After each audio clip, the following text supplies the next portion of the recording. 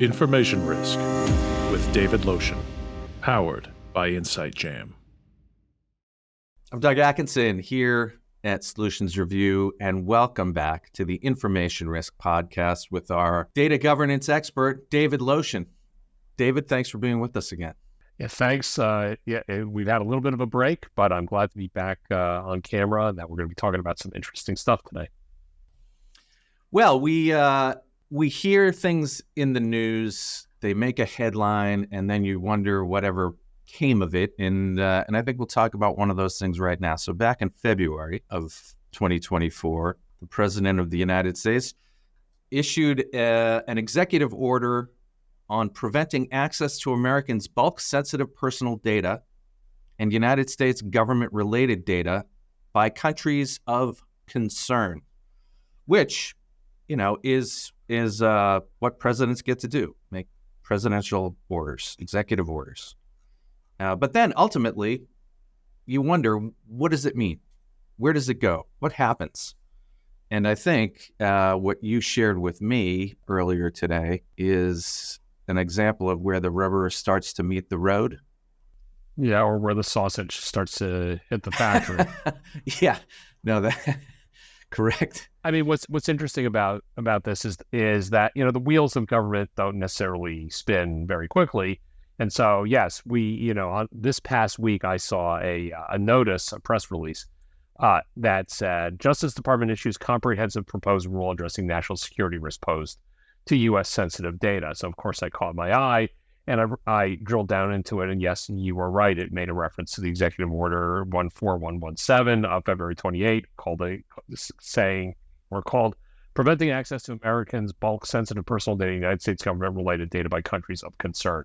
And what that's focusing on is the actual proposed rule that this is the way things work, that the president issues an executive order and then policy people go and they drill down into that to kind of figure out exactly what the rule needs to be in terms of how that gets turned into policy and ultimately into proposed legislation and then into regulation and then et cetera, how that actually gets implemented and monitored and enforced. But we are lucky because we have access to hundreds of pages of information that is talking about this rule or rules.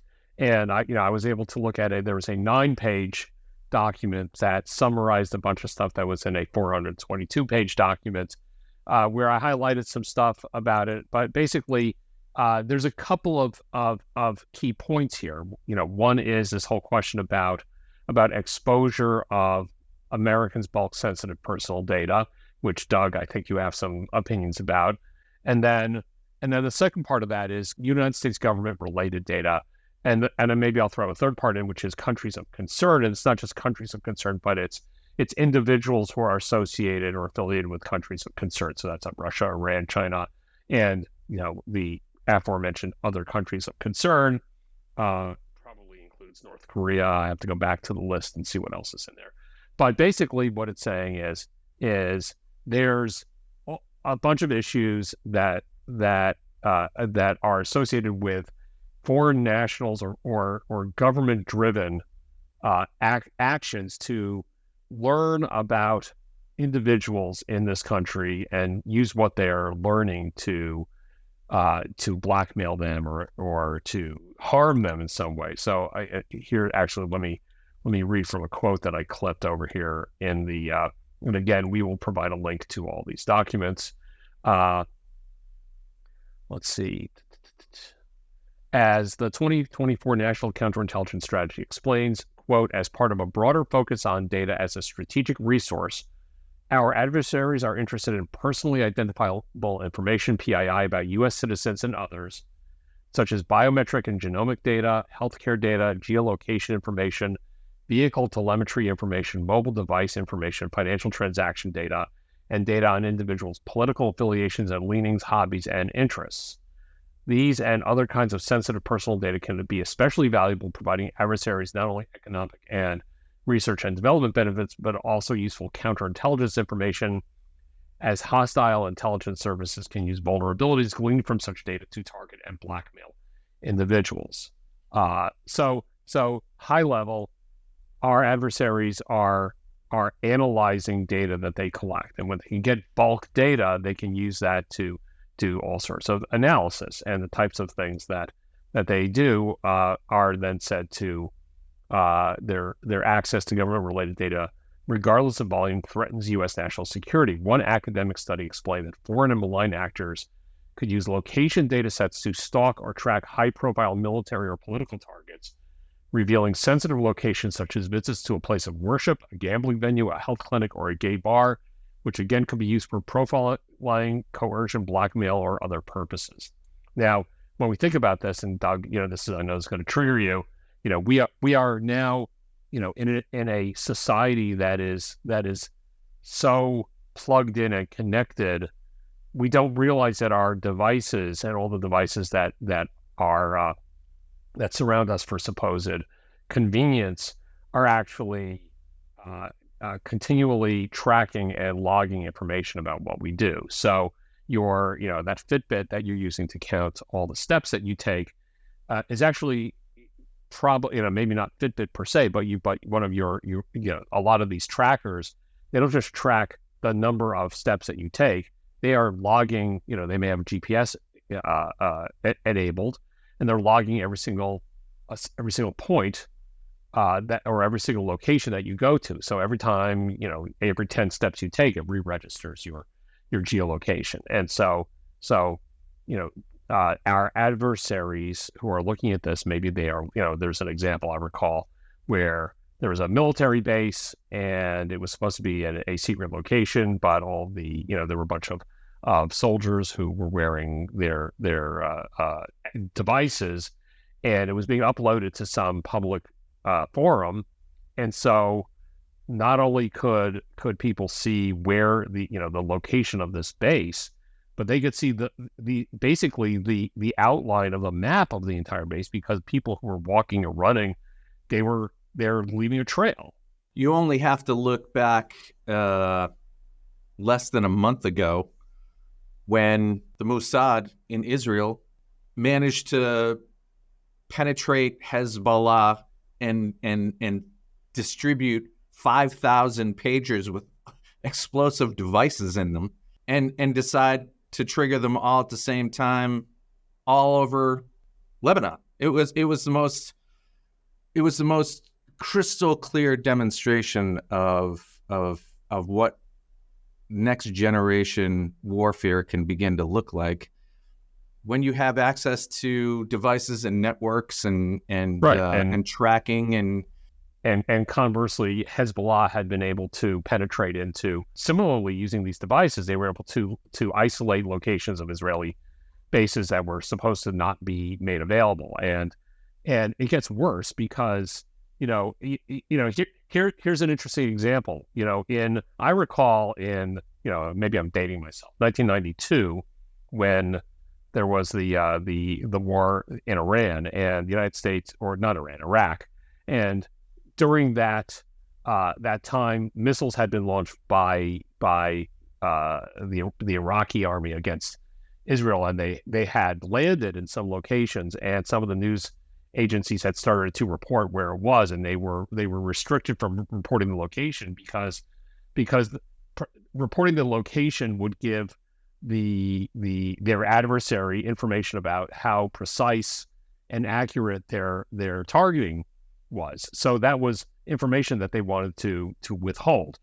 Well, today, you go onto X, and somebody launches a bomb or somebody launches a missile, and it lands somewhere, and a person takes a picture of it, and they know exactly where that is. And so all that information is publicly available, and that is where I think we're going to diverge on our conversation today from what is discussed in these hundreds of pages, and what really the risk is, which is, it's not, okay, we don't want the Chinese to get access to government, the government employment databases, which, by the way, they already have, and they did a long time ago. And they've got all this information, including all the security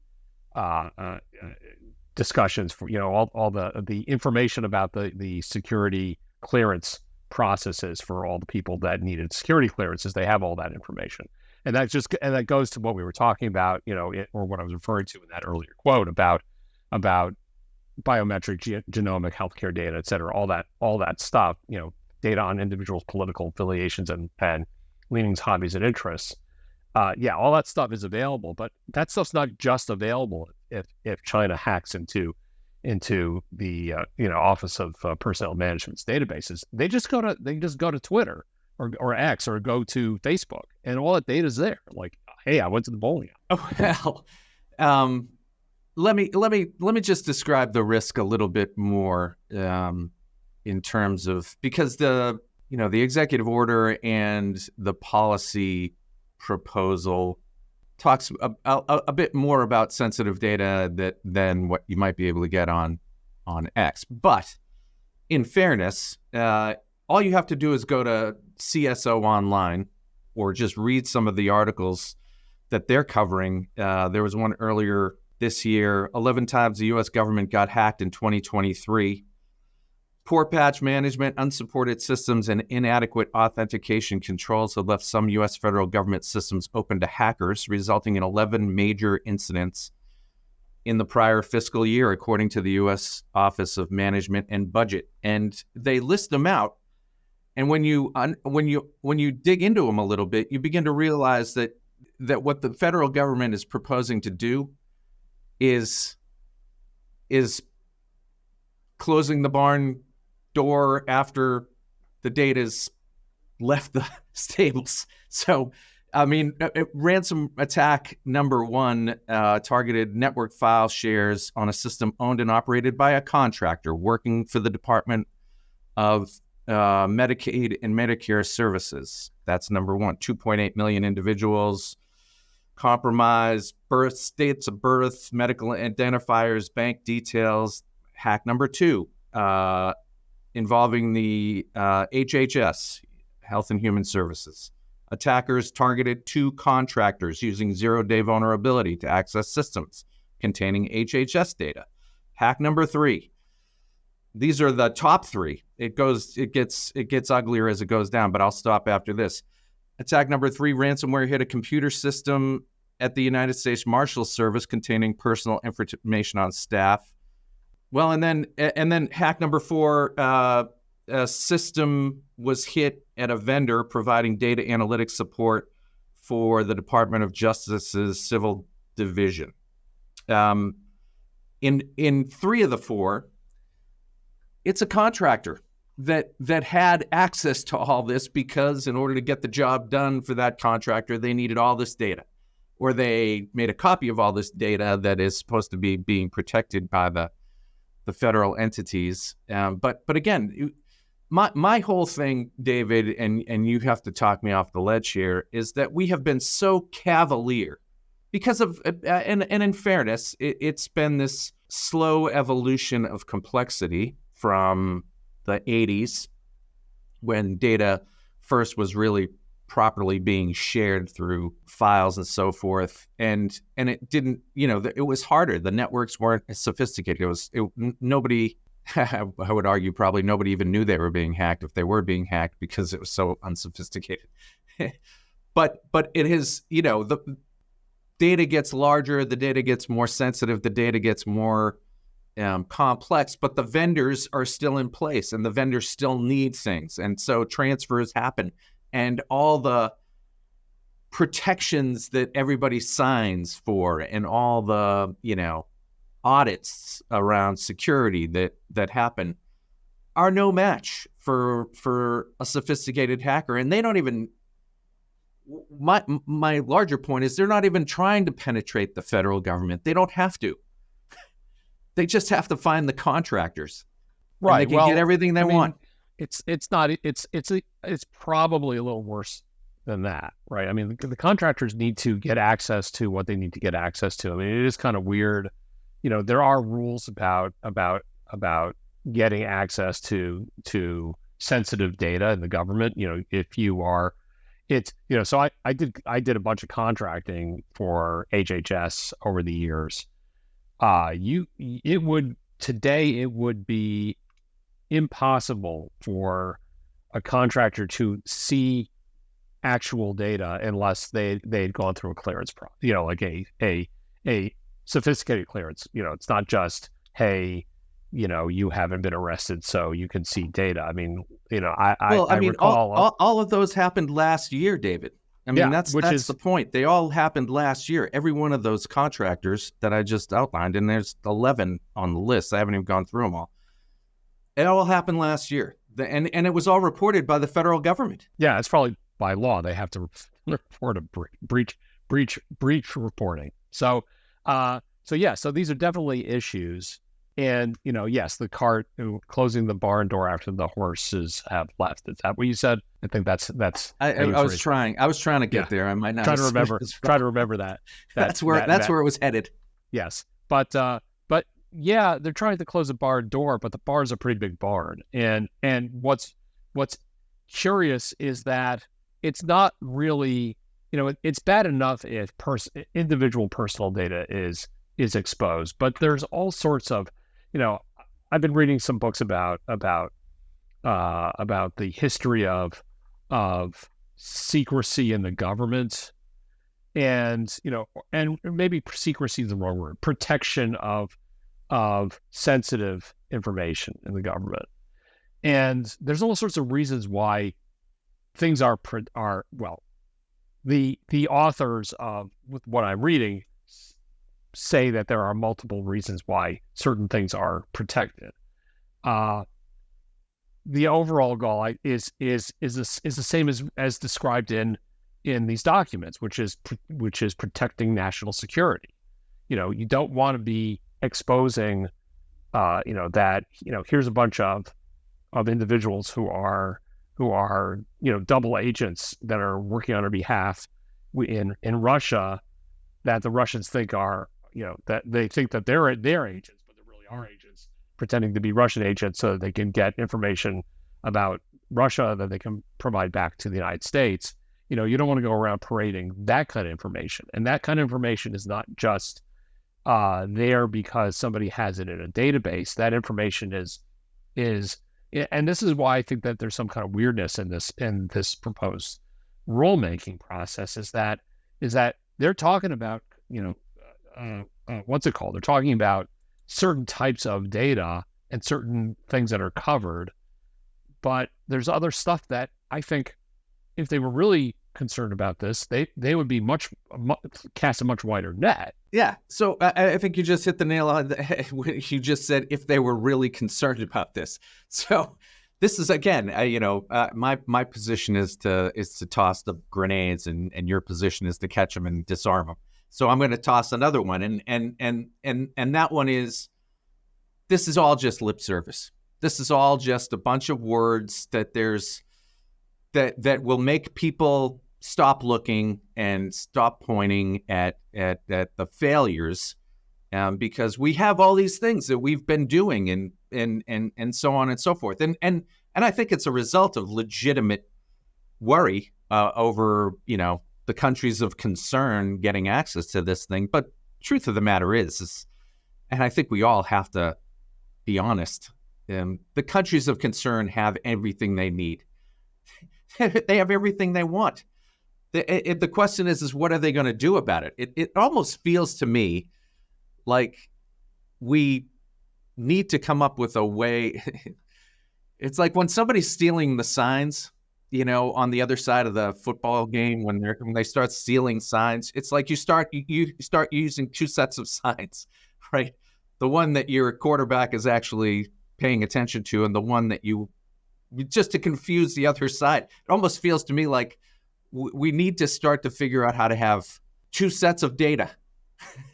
And yeah, two sets of have books. The wrong ones. Right. Two sets of books. The one that you showed the IRS and the one that actually the cooked one for the IRS, right? So your cooked data for our adversaries, and the real data that we keep in the locked drawer. At least you plant a seed of doubt that they have the good stuff. Yeah. Well, all right. So I think we're going to take a break, but after that break, I want to talk a little bit about the stuff that's covered, but more importantly, the stuff that's exempted. because I think it's important to get an understanding of that. Solutions Review is inviting you to join InsightJam.com. What started a few years ago as a social media event to celebrate enterprise technology has now grown into an always-on tech community with live events, discussions, videos, vendor showcases, and industry resources.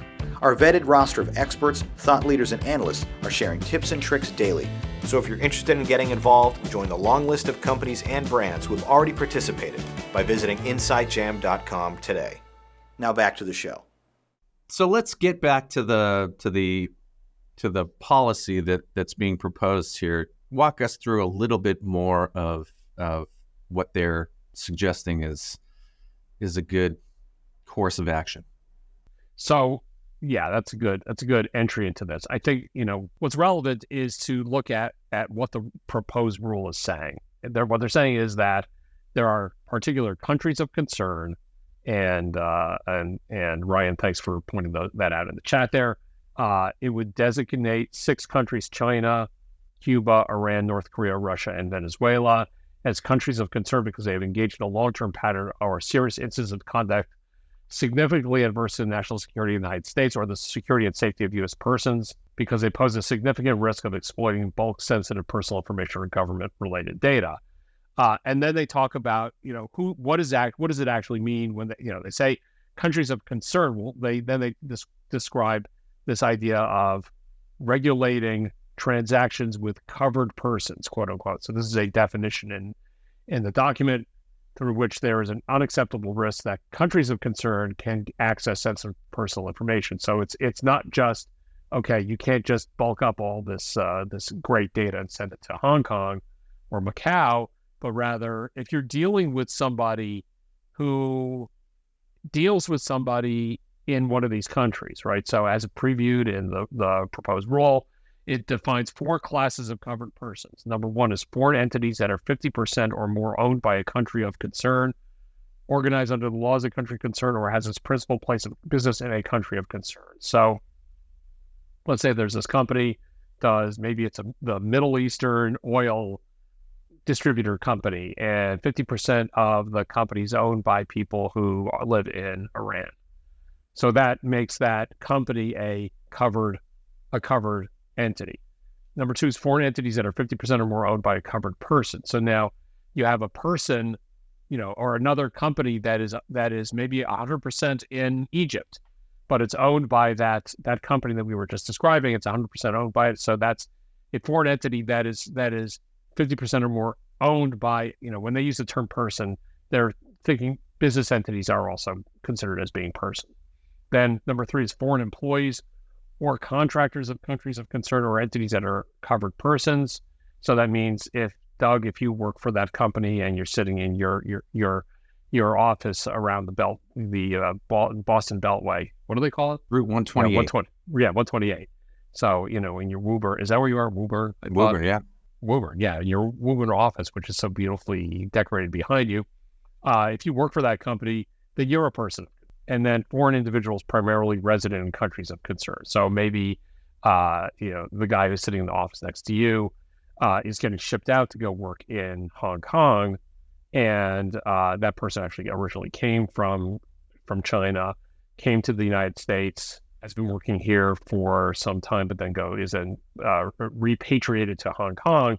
That person is resident in the country of concern. That individual is now a covered person. Then they're also saying there would be a public list of individuals that are also listed as being covered persons. So those are the people or entities that are covered under this rule. It also means that if you're not one of those people, you're not covered. So let's say you are a contractor working for some shell company that is that's incorporated in Bosnia, and that shell company is owned by another shell company that's incorporated in Cayman Islands, and that company is 10% owned by 5 different companies. Each of these 5 different companies is 10% is a 10% owner, and they're located in a variety of different countries that are covered countries. Well, it would be very hard for you to even know that you are a covered person, let alone the people that you're dealing with, because there's so many layers of hidden secrecy there that it's not exposed. So that's number one gap in this problem. Number two, let's look at this in terms of what they say about sensitive personal information or sensitive personal data. The proposed rule would regulate transaction involving 6 categories of sensitive personal data that a country of concern or covered person could exploit to harm U.S. national security if that data is linked or linkable to any identifiable U.S. individual or to a discrete and identifiable group of U.S. persons. These categories are number one, certain covered personal identifiers, names linked to device identifiers, social security numbers, driver's license, or other government identification numbers. So that's, for that first one, a name linked to a device identifier is like your telephone number. The telephone number is not a name, it's a number, but it actually is a name because it's linked to the device that you're carrying around. Number two, precise geolocation information, such as GPS coordinates. Number three is biometric information, facial images, voice prints, retina scans. Number four is genomic data, DNA within each of the 24 distinct chromosomes in the cell nucleus, which then, I know what you're thinking. You're thinking, 23andMe. I'm not even. Let's trying to stay calm. Well, in this segment, David, I'm just staying calm. We're gonna save that for another time. Then personal health data, height, weight, vital signs, symptoms, test results, diagnosis, and psychological diagnostics. And 6, personal financial information related to an individual's credit, debit cards, bank accounts, and financial liabilities, including payment history. Now a lot of that stuff is hackable, right? Like if somebody hacks into HHS or CMS, they can get information about personal health data of covered Medicare individuals. Personal financial data, that might be somebody hacking into, one of our banks that we talked about in some of the more recent episodes. But it's not just that data, right? I mean, that it's not just that data that is contained within some company's environment. It's people are exhibitionists, and when they go to Facebook, they put all this information about themselves. Like we were saying before, it's like, I don't need to tell you where I am, or have you hack into my phone to check my coordinates when I take a picture at Studio 54. That I was at Studio 54 because there's a picture of me, and there's the time, and I tell you when I posted. And I said last night we had a great time at Studio 54. I don't even know if that place still exists, but I don't think so. I don't think so either. But there are people who demonstrate. It's real interesting that there's this guy. I don't know exactly who he is. I've seen videos where he says, "Okay, send me a picture, and I will tell you where it is." And so he, somebody can send a picture, and he'll walk through the whole process of how, well, I can see that there's a field here, there's a street over there, there's a Kmart over in the corner of the shopping mall, and I see that there's a water tower shadow that is looming, and because I know that the direction in which the picture was taken, where the shadow is, that this is where the sun was.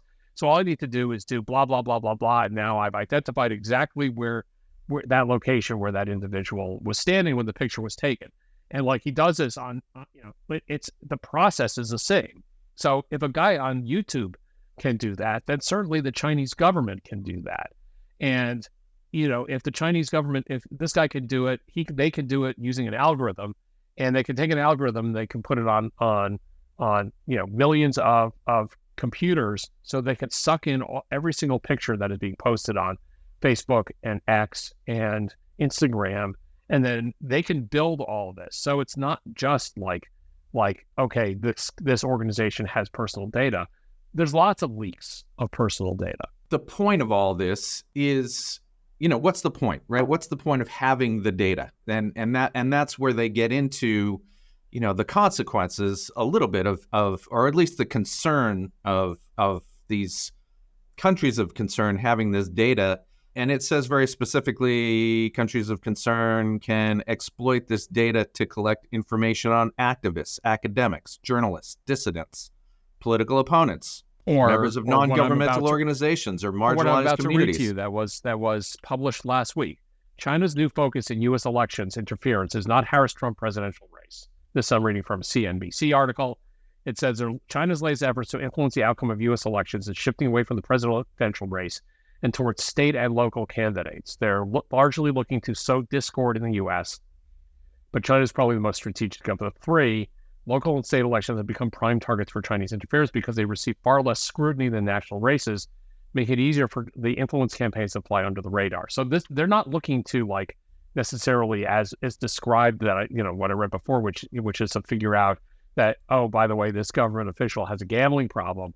They're looking to collect information that can allow them to influence local politics and reduce people's trust in the way that our government works, because they're not looking to blackmail people. They're looking to destroy our democracy. I should get up and do a little march and wave a flag. But really, what I'm trying to say is that in any of these geopolitical influence campaigns, what they're trying to do is destabilize this country, and they do it. One could argue that it's working.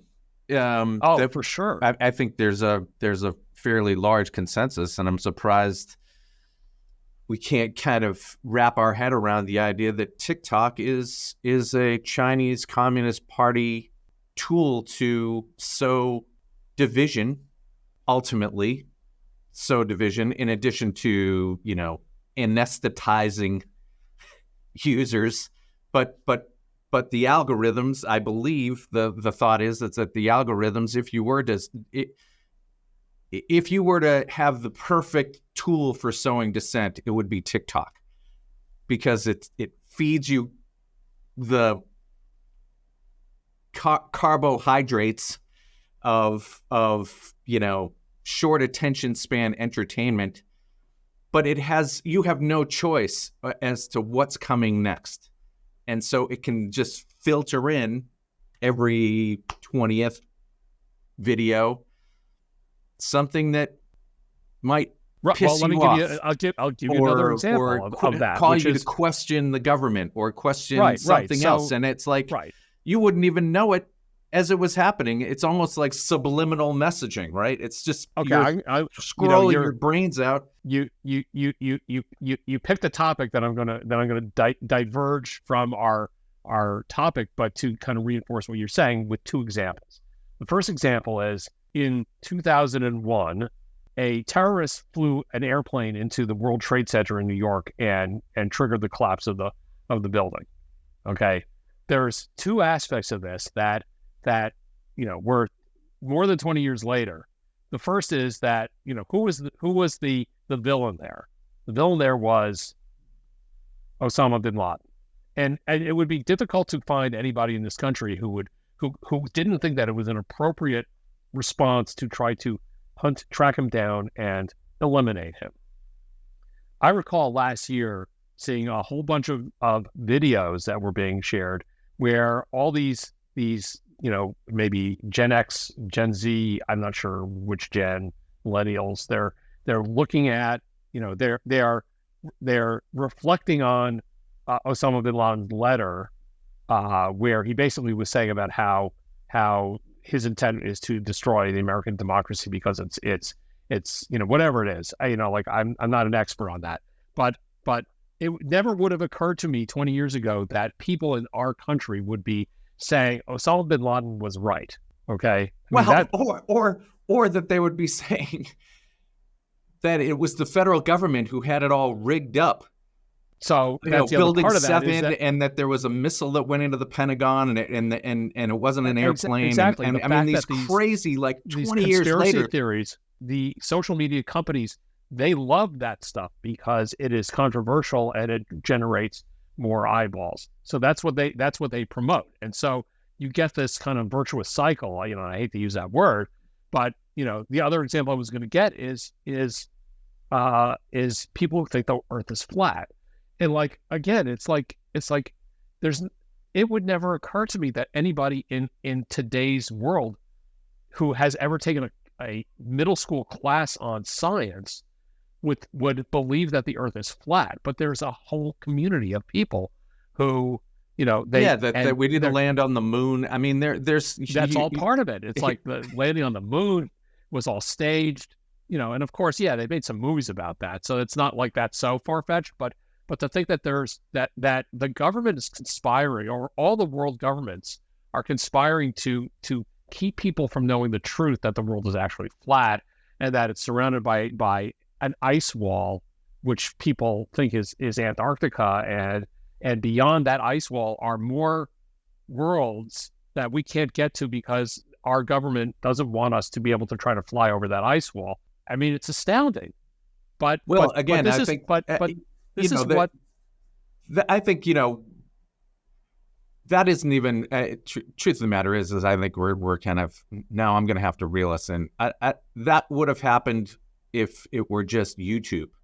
So I can't blame TikTok. Oh no, I mean YouTube that. is just as guilty of this. But, but the point that I'm making isn't a country of concern. Yeah, no. The point that I want to make here is not that a country of concern, not country, or social media, and they're all bad. The point I'm trying to make is that there are influence campaigns that are triggering the introduction of controversial or conspiracy things that their intent is not, like Iran doesn't care if people in the United States do or do not believe that the earth is flat. What Iran is concerned about is sowing discord in the United States environment to reduce trust in scientific thought, because that ultimately it feeds into their goals, which is to create anarchy in our country and to promote their Islamic revolution, right? I mean, that's that's the government in Iran, and what they want is they don't like the United States because it conflicts with their philosophy. Now, if they constrain themselves to living their own philosophy within their own borders, that's one thing. But if they want to export that to then impose that on other places, that's what our government is really concerned about.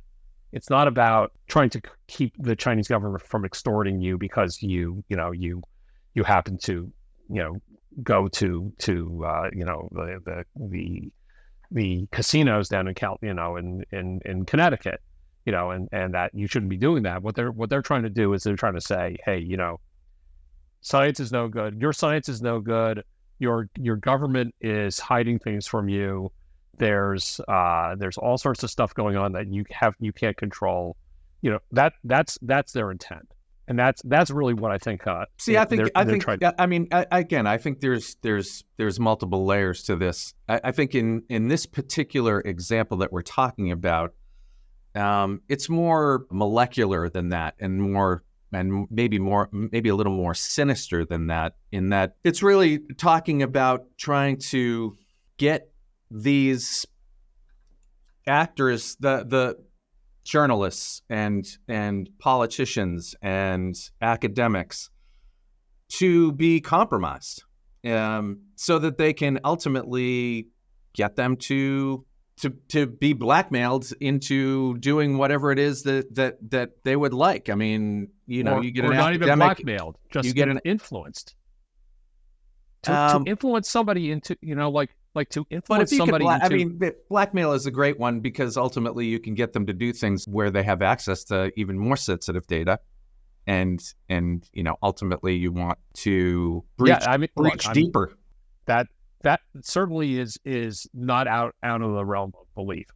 I think it's a much more insidious issue here, which is they're looking to, it's not to blackmail a particular person. I'm not saying that they're not. Well, and in fairness, that's what this thing says. That's what it says. Yeah. It says but that they're they're trying to prevent that exact thing. Okay. So then I'm going to reserve that discussion about influence and influence campaigns and destabilization. That'll be another juicy topic we can bite into in the future. Yeah, I mean, and again, I just want to make sure we're talking at both levels. So it's talking about the malign foreign influence activities bolster their military capabilities, track and build profiles on U.S. individuals, including members of the military and other federal employees and contractors, for illicit purposes such as blackmail and espionage.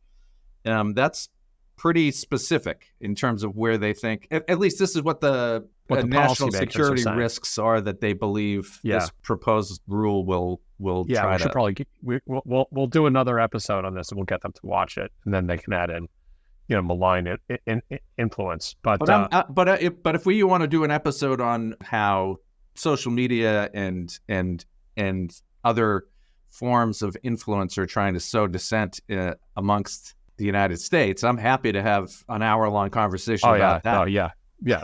It'll go longer than an hour.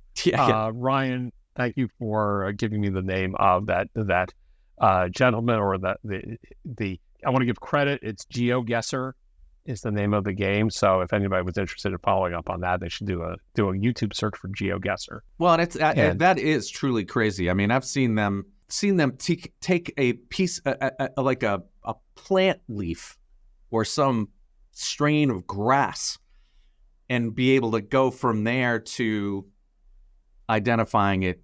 It's shocking what they can do. It's quite impressive, actually. And I agree with you. I mean, somebody that has that skill, that's not the only person on the planet that has that skill. And you would obviously, once you're aware that skill could be trained, you would go train it.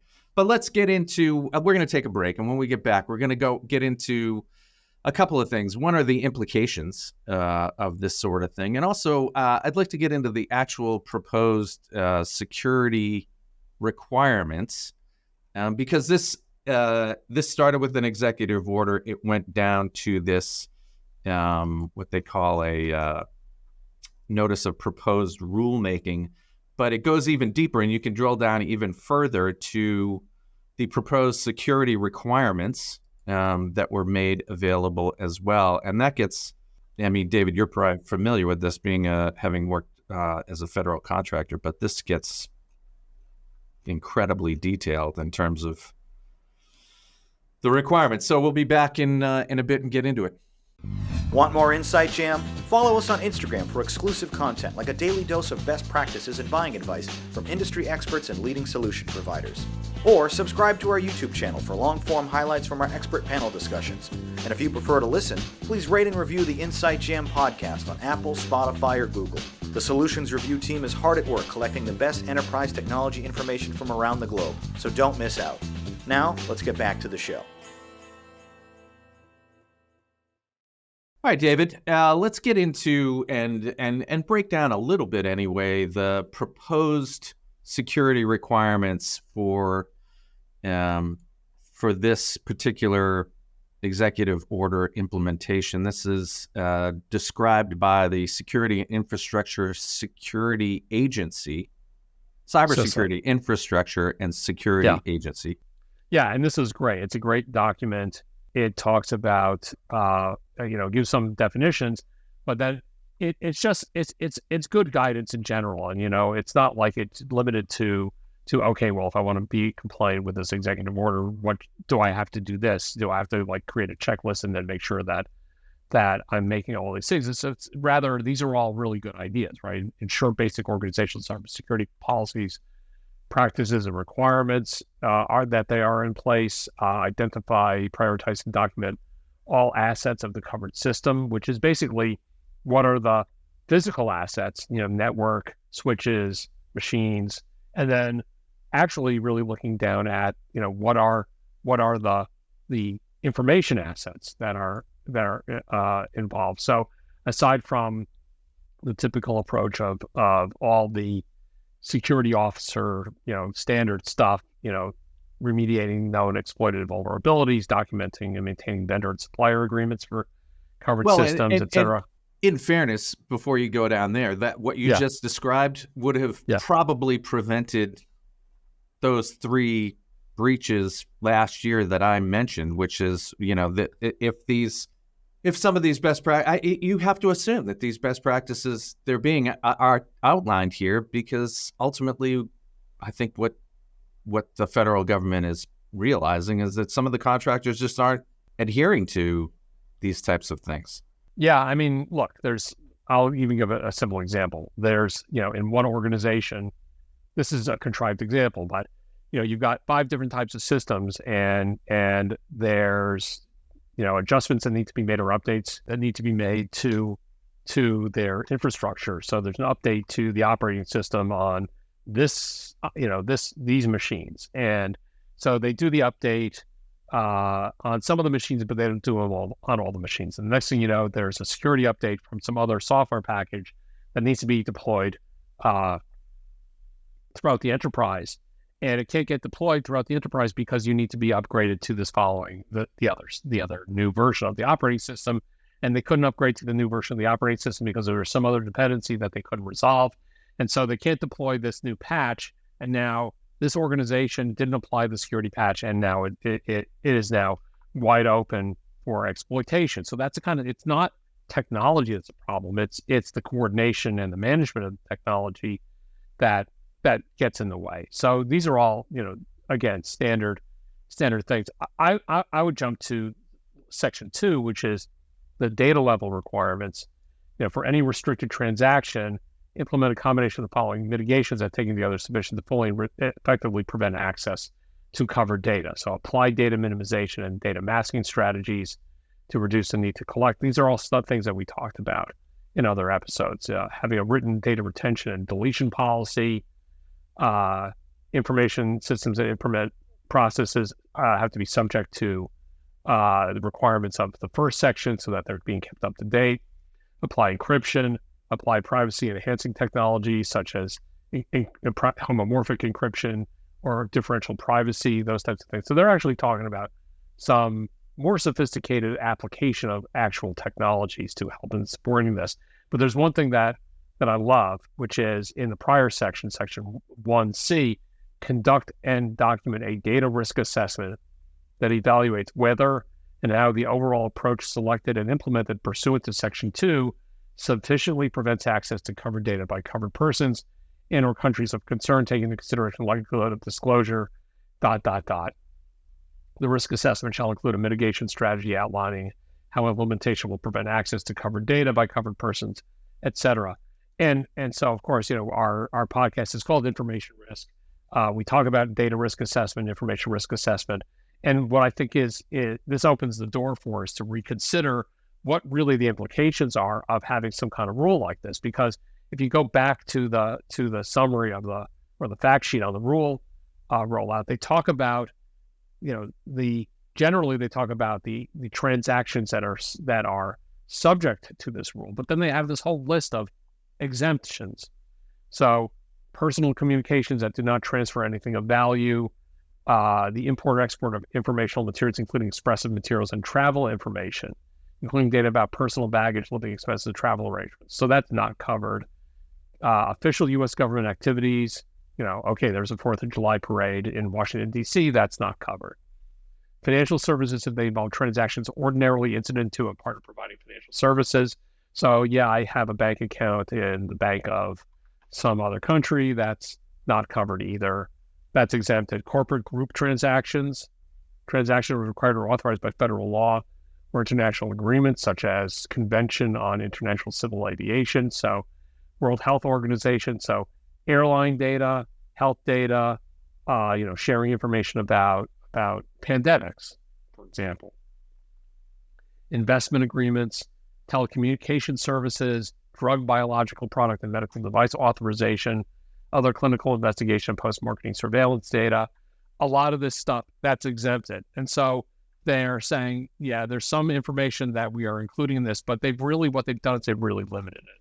They've limited it to bulk transactions associated with information about individuals. So it's apply only to covered transactions, including sensitive personal data that exceed certain bulk volume thresholds. Now, today's computer systems are not limited to only looking at little bits of data. They can handle not only storing large or massive amounts of data, but they can survey the available networks that are accessible and exfiltrate as much data as possible, whether it's one transaction or 100 transactions or 100,000 transactions, and then they can link it back up. And I think the point that I would make is twofold. Number one, the intent here is the government can define a policy or a set of rules that are associated with protecting against exposing anything that would be a security risk. But it's a model for for any organization, for any corporation can look at this and say, you know what, we are in a competitive environment. We're in a competitive environment, within our own borders, let alone our global borders. We have other companies that are competing with us, and they have access to the same technology that we have access to. So if we can collect data, if we can, pull data from websites and load it into our data warehouses or data lake houses, or even take unstructured data and put it into large language models and run queries, through a chatbot, so can our competitors. And so if there's all sorts of information that I want to keep secret because it's a corporate intellectual property or it's information about financial transactions that the organization is doing, this model is the same, which is I want to be able to maintain some level of control over the information that is being made available or accessible, because my competitor is going to be able to start up ChatGPT or Claude or whatever their favorite LLM is, and they're going to dump all the data that's accessible, and they're going to use it to predict what's not there, because that's what these things do. They do a prediction of what would be of how to create content that is reasonable based on how it was being trained. Well, and the truth of the matter is, and I just had a podcast the other day with a data management expert, and what's coming in terms of compute power with regard to not only large language models and all of AI, but just the raw horsepower of compute through GPUs, and then layer in quantum computing. His assessment is that basically housing data, controlling data will be a risk in and of itself, because there will be ultimately no way to protect it. Bad actors powered with the most sophisticated compute, the most sophisticated decryption. There's almost nothing you're going to be able to do to protect it. And in the end, I think the evolution is going to end up where I think it's going to come down. I mean, maybe the federal government needs to hold a lot of this stuff. And I think there's going to be a lot of data that where organizations will just say, we don't want it. We're not even going to try to collect it at this point, because what's the point? We're not actually, and this is the other thing for me. A lot of these organizations are collecting data that they will never leverage. They're collecting it for reasons that are purely because they can. And they're hoovering it into these massive rows of profiles with every little bit and log file that they can stack onto it into infinity. And they'll never, ever, ever use it, but they keep gathering it and collecting it and aggregating it because they can, and they've been told they should. And the truth of the matter is they have no reason to do it, because there's no value for it. And yet they do it anyway, because that's been the model up until now, is like, if you can capture it. If you can aggregate it. And I would argue that we're going to get to a point, because it's going to become indefensible, and all these aggregated massive data sets against individuals, the liability with regard to control over them is going to be so strong and so punitive that people are going to stop collecting data. That's my future prediction. So that's part of a data risk assessment, which is to understand, it's like, in the government, they call it records management, and one aspect of that is knowing what you're going to collect and what you're going to keep, and then knowing what you're going to get rid of. And it's to an organization's benefit to determine whether the risk of having that massive amount of data be accessible by an adversary is worth it, or whether it's worth it more to get rid of it, because you're not creating value out of it, but your adversaries could. Well, see, that's the Rubicon we have to cross, right? So in my mind, we haven't gotten there yet. We're still content with being hacked and saying, "Oh, shucks, let's get tighter and prevent that next hack," because we haven't crossed the Rubicon yet of saying, why are we even capturing all this data? What's the value added for having all this data? And again, I do come back to this idea that because we can capture it, because an organization can capture it, they just do, because they can't help themselves. Log files are log files. And I think we have to get to a point where we say, you know what, that we don't need it. We just don't need to capture every last bit and byte. We don't need everything. And I think that's going to come down to the federal government. I think it's going to be the federal government or state governments, if need be, creating liability laws that are so punitive that an organization has to swallow hard before they say, why do we really need this data? Is this really valuable to us? And I just don't think we've gotten there yet, because as we will cover in subsequent episodes of the Information Risk podcast, the punishment has not become so punitive as to truly prevent breaches from happening, because there's the implications are minimal to the organizations, but there's also and their cavalier behavior. There's also this issue, which is these organizations don't realize that they've been breached. So they think that this is the flaw in the security requirements process, which is, they detail this whole list of things you're supposed to do, and that the implication is if you do this, you are protected. And the reality is, if you do this, you're less exposed than you would have been if you hadn't do it. But don't even think that there's not somebody who is smart enough to be able to get past it. So, you got an ample warning there, which is fine.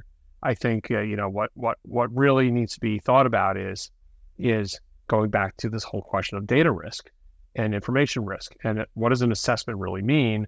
Does it mean plugging up holes that are already there, or does it mean going and looking for cracks that a mouse is going to turn into a hole? Well, and so speaking of plugging in, while we're wrapping up this 1 hour, I will throw a plug in for you, David. I see you have a couple of books in the background there, which is good. You're a noted author with regard to data quality and risk assessment, and if you do need any kind of risk assessment, David Loshin actually is available for hire to be able to come in and take a look at all of your best practices and risk, and make a proper assessment of what additional measures need to be taken, and put you in the green zone for having your data governance in proper order, or maybe moving slightly out of the red zone. I don't think anybody's ever going to get into the green zone, but thank you for the plug. Well, thank you for the time today, David. Always a pleasure. I know we talked earlier about getting into some other topics. I think we've done a few of these now. I think we're up to, 15 or so. 15, wow. And so I think it might be time for us to maybe look back on a few previous episodes and see what the implications might have been for some of the risks that we were highlighting, and talk a little bit more about past cases, I guess. So stay tuned for that. But until next time, David, it'll be a clip show. A clip show, exactly. Where after 15 shows, you can start to do that sort of thing. Yeah. Yeah, well, that'll be fun. Yeah. Well, again, thanks very much for the time today, and it's always a pleasure. I look forward to likewise. our next. This is great. Next talk. I'm looking forward to our next conversation.